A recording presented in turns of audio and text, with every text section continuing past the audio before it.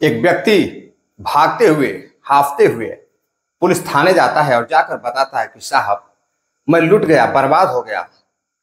मेरे 1,80,000 रुपए कुछ अज्ञात लोगों ने लूट लिया है। अब मेरे परिवार का क्या होगा, मेरा क्या होगा। अब पुलिस उसकी शिकायत सुनती है और एफआईआर दर्ज करती है अज्ञात लोगों के खिलाफ। एफआईआर दर्ज करने के बाद अब पुलिस जांच पड़ताल में जुट जाती है। पुलिस जब जांच पड़ताल में जुटती है और जब हकीकत पता करती है तो पता चलता है कि वाकई में मोदी जी को मोदी जी ने ही लूटा है। नमस्कार, प्रणाम, मैं विशु राय। आप देख रहे हैं इंडिया क्राइम दस्तक। आज की सच्ची घटना मैं आपको सुनाऊं उससे पहले आप सभी साथी चैनल को सब्सक्राइब करें, लाइक करें, वीडियो अच्छी लगे तो वीडियो को अपने दोस्तों रिश्तेदारों में शेयर भी करें। दरअसल मैं बात कर रहा हूं ग्वालियर की। ग्वालियर में 5 दिसंबर को एक व्यक्ति डबरा थाना जाता है।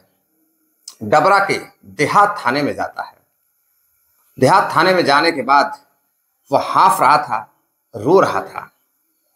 किसी तरह वह पुलिस के पास पहुंचता है और पुलिस को बताता है कि उसका किसी व्यक्ति ने उसको लूट लिया है। उसका 1,80,000 रुपए जो वह धान बेचकर घर लौट रहा था, तभी रास्तों में कुछ लोगों ने उसे रोककर उसे लूट लिया। अब पुलिस उसकी शिकायत सुनती है और जब जांच पड़ताल करती है तो जो व्यक्ति था जिसको लूटा गया था उसका नाम रहता है भगवान लाल मोदी। अब जब भगवान लाल मोदी जी को ही अज्ञात बदमाशों ने लूट लिया तो पुलिस बहुत सख्ती के साथ इस केस को सॉल्व करती है।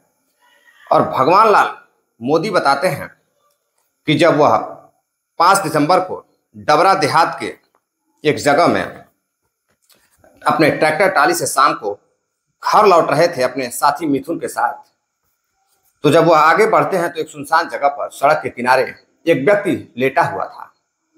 अब उस व्यक्ति को देखकर वह जब गाड़ी रोकते हैं तो उनके साथ पास में 3 और लड़के थे जो खड़े थे। 4 बाइकें भी थी। अब उन्हें लगता है कि मामला गंभीर है, शायद एक्सीडेंट हुआ है। अब वह उतर कर उन लड़कों से पूछताछ करते हैं। तभी लड़के एक हथियार निकालते हैं और भगवान लाल मोदी के जो साथी रहते हैं मिथुन जाटव, उनको सटा देते हैं। अब असलाह सटाने के बाद जो भगवान लाल मोदी रहते हैं, अब उनका दिमाग नहीं काम करता है, वह कांपने लगते हैं। उसमें से एक व्यक्ति, उन लड़कों में से एक लड़का निकल कर आता है और भगवान लाल की पॉकेट की चेक करता है तो वह जो धान बेचकर आ रहे थे 1,80,000 रुपए वह निकाल लेता है। निकालने के बाद धमकी देता है कि अगर पुलिस को बताई या किसी को बताने की कोशिश की तो तुम्हें मार दिया जाएगा। अब वहां से वह लड़के मुंह पर गमछा बांधे हुए थे, वहां से फरार हो जाते हैं। और फौरन ही भगवान लाल मोदी परेशान होते हैं, किसी तरह से ट्रैक्टर लेकर के थाने पहुंचते हैं। और थाने जाते हैं तो वह बोल नहीं पा रहे थे, उनकी हालत बेहद खराब थी। अब वह थाने पहुंचकर थानेदार साहब से कहते हैं कि साहब, मैं लुट गया, बर्बाद हो गया, मेरे 1,80,000 रुपए मुझसे छीन लिए गए। पुलिस पूछती है बताओ क्या बात है। तब वह बताते हैं कि जब वह घर से निकले थे सुबह में तो मंडी जाते हैं, मंडी धान बेचते हैं और धान से जो पैसा मिला था 1,80,000 रुपए वह लेकर वह घर जा रहे थे।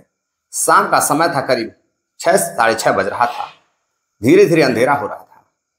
उसी समय एक व्यक्ति रोड पर सोया हुआ था और जब उन्हें लगता है कि शायद कोई बात है, कुछ लोग उसे घेर कर खड़े थे। जब जाकर वहां पूछते हैं तभी 3-4 व्यक्ति मुंह पर गमछा बंधा हुआ था। वह गन निकालते हैं, उनको सटाते हैं, उनका पैसा लूट लेते हैं। अब पुलिस जांच पड़ताल में जुट जाती है। पुलिस उनसे पूछती है किसी पर शक हो तो बताओ। तो वह कहता है कि जब मैं धान बेचकर घर लौट रहा था तो उसी समय उनका एक पड़ोसी रहता है, भगवान लाल मोदी का जो पड़ोसी रहता है बलराम मोदी, उसी ने हो सकता है कि ऐसी घटना को अंजाम दिया हो। अब पुलिस बलराम मोदी से भी पूछताछ करती है तो बलराम मोदी बताते हैं कि वह उस दिन घर पर थे। अब पुलिस फिर से वहां जाती है उस जगह पर जहां इस घटना घटी थी। आसपास के लोगों से पूछताछ करती है तो लोग बताते हैं कि ऐसी कोई भी घटना उस जगह पर नहीं हुई थी, ना ही ऐसा कुछ सुनने में आया था।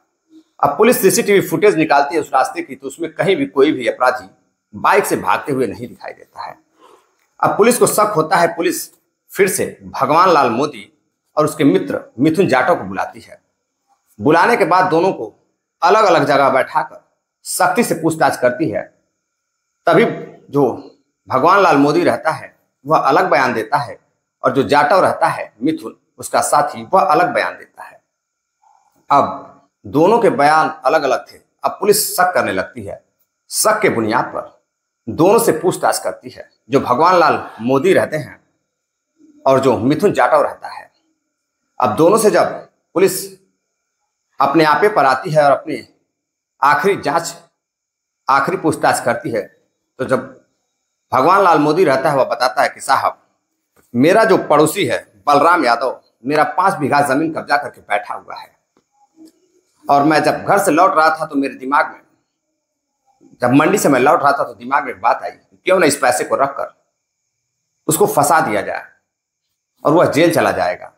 मैं सबक सिखाने के लिए यह काम किया। अब पुलिस निशानदेही पर उसको लेकर जाती है तो अब बताता है, जब पुलिस पूछती है कि तुमने पैसा कहाँ रखा है, तो पुलिस को वह बताता है कि जो ट्रैक्टर का टूल बॉक्स है उसी में मैंने पैसा छुपा रखा है। अब पुलिस पैसे बरामद करती है और 420 के आरोप में, किसी और को फंसाने के आरोप में धाराएं लगाकर दोनों को, जाटव और उसको, जेल भेज देती है। दरअसल इस घटना में एक मोदी को मोदी ही फंसाने वाले थे। मैं प्रधानमंत्री जी की बात नहीं कर रहा हूं, मैं बलराम मोदी और उनके पड़ोसी भगवान लाल मोदी की बात कर रहा हूं। दरअसल इस घटना को सुनाने का उद्देश्य आपको जागरूक करना है, सावधान करना है, किसी को हैरान करना या परेशान करना नहीं है। मिलते हैं एक और नई कहानी के साथ। तब तक के लिए आप सभी साथी अपना प्यार और सपोर्ट बनाए रखें, आशीर्वाद बनाए रखें। उम्मीद है कि आप लोगों को यह वीडियो पसंद आई होगी। अगर यह वीडियो पसंद आई है या घटना आपको पसंद आई है तो आप लोग चैनल को सब्सक्राइब करें, वीडियो को लाइक करें और ज़्यादा से ज़्यादा अपने दोस्तों रिश्तेदारों में शेयर भी करें, ताकि ज़्यादा से ज़्यादा लोग हमारे इस इंडिया क्राइम दस्तक के परिवार से जुड़ सकें। हर जगह की घटना, चाहे वो किसी भी प्रदेश की हो, जिले की हो, शहर की हो, मैं आपके बीच लेकर आऊँगा और अपने अंदाज में अच्छी तरीके से आपको पूरी समझाने की कोशिश करूँगा। मिलते हैं एक और नई कहानी के साथ। तब तक के लिए इजाज़त दीजिए। नमस्कार, जय हिंद, जय भारत।